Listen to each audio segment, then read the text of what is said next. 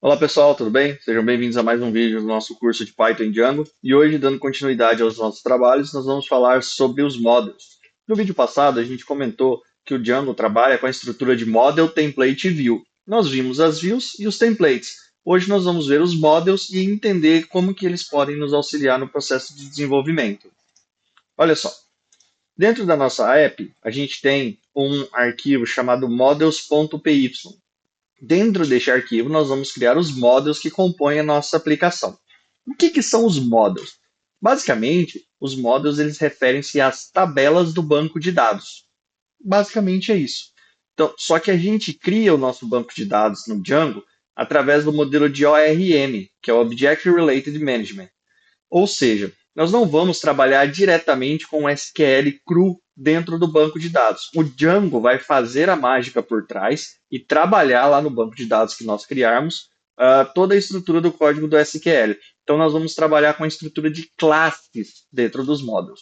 E é aqui que a gente começa a criar. Primeiro ponto é fazer a declaração de uma classe. Começa com esse termo class. Por convenção, as classes têm a primeira letra do seu nome maiúscula. Então, vamos criar, por exemplo, uma classe para nosso time. Nós não criamos o template do time, vamos criar um model para que a gente salve no banco de dados esses membros do time do nosso projeto. Então, nós vamos chamar essa classe de time e vamos passar qual é o tipo dela. Nós vamos passar que ela é do tipo model. Dois pontos. Pode ver que o Python já faz a indentação. E aqui dentro nós vamos criar os atributos dessa classe. Isso é baseado no conceito de programação orientada a objeto. Classes, atributos e métodos. A classe é a estrutura como um todo. Os atributos são os itens que vão dar as características desse objeto da classe. E os métodos vão definir o comportamento dos objetos da classe. A gente vai entendendo isso mais no decorrer do nosso curso. Então, o nosso time ele é composto por pessoas. E as pessoas elas possuem algumas características que a gente gostaria de salvar no banco de dados. Por exemplo, o nome. Ó, pode ver que o PyCharm já entende e já começa a completar para a gente. Ó. É um model do tipo model, esse atributo, nome. O tipo é charfield, ou seja, caractere, é um campo de caracteres. Esse verbose name é o nome que vai aparecer, digamos assim, visualmente bonito lá no nosso Django admin, e o tamanho máximo, que esse é um atributo requerido para qualquer item que seja do tipo charfield.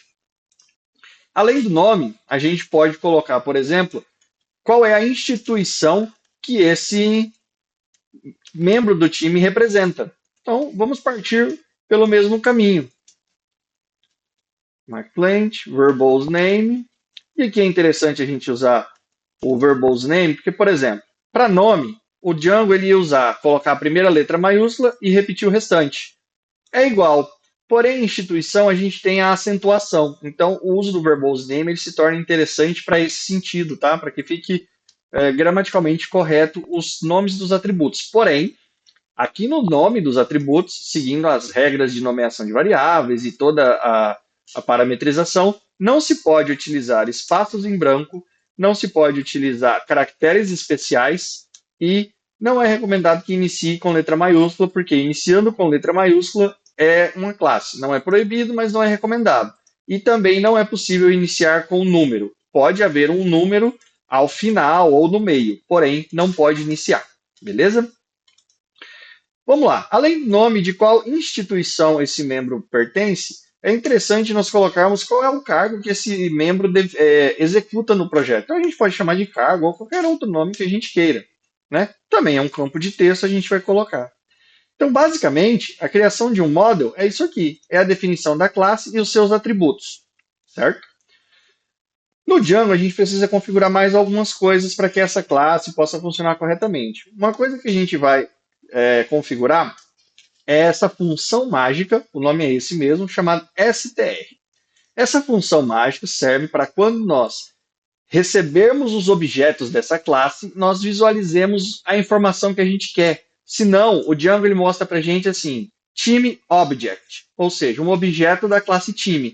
E daí, se você tem vários itens, não faz sentido. Como que você vai saber quem é quem? Né? A gente vai ver isso funcionando quando a gente recuperar esses dados do banco. Então a gente cria uma funçãozinha mágica chamada str, lembra? Função sempre iniciando com def. Esse self é que é dentro da própria classe, tudo que acontece aqui dentro, os atributos e tudo mais, é dentro da própria classe, ó, self de mesmo. Então vai retornar o quê? Uma string, pode ver que está entre aspas, o nome e o cargo desse membro do time. Se eu quiser, eu também posso colocar para retornar a instituição, tá ok? Além disso, a gente vai criar uma subclasse aqui dentro chamada meta, que são os metadados dessa classe. Aqui dentro a gente passa algumas informações que são muito utilizadas principalmente no Django Admin, que é uma estrutura que a gente vai trabalhar bastante aqui no projeto. Então, pode ver que ele já preenche aqui para mim qual é o verbose name e o verbose name plural. Para quando aparecer de forma singular e para quando for aparecer de forma plural. Isso aí a gente pode determinar. Aqui, exatamente o mesmo, né? Mas, se fosse, por exemplo, instituição, seria instituições. Então a gente precisa fazer a alteração. E aqui também eu vou passar qual é o campo de ordenação padrão que eu quero. Então, sempre que eu buscar os objetos da classe time, eu quero que seja ordenado. E aí eu posso fazer uma alteração para uma ordenação personalizada, mas por padrão eu quero que sempre seja ordenado pelo nome. Tá? Então, isso aqui é interessante para a gente trabalhar. E a nossa classe está feita. O que a gente precisa fazer agora? Depois que a classe está feita, a gente precisa criar o que nós chamamos de migração. Migração é o processo que o Django faz para transformar esse camarada aqui, essa nossa classe, numa estrutura que vai ser convertida para as tabelas do banco de dados e aplicada no Postgres, MySQL ou Firebird, enfim, o tipo de banco de dados que a gente queira trabalhar. A gente faz o quê? A gente vem para o nosso terminal e vai executar um comando que se chama Python manage.py make migrations. O que isso aqui faz? A gente está criando as migrações. Ele vai dizer aqui ó, que foi criado o modelo chamado time. Agora, depois que a migração foi feita, nós vamos, de fato, aplicar esta migração. Então, o comando é python manage.py migrate. Vejam só. Make migrations, crie as migrações. Migrate, aplique a migração. Quando a gente executa, ele diz que foi aplicado. Então, este processo de make migrations e depois de executar o comando migrate faz com que nós acabamos de criar a classe time no nosso model. Ou seja, nós criamos no banco de dados uma tabela que se chama time e agora ela está disponível para a gente salvar e armazenar os dados dos membros dos times para depois a gente exibir o nosso template. Mas isso é assunto para o próximo vídeo. Valeu, até mais!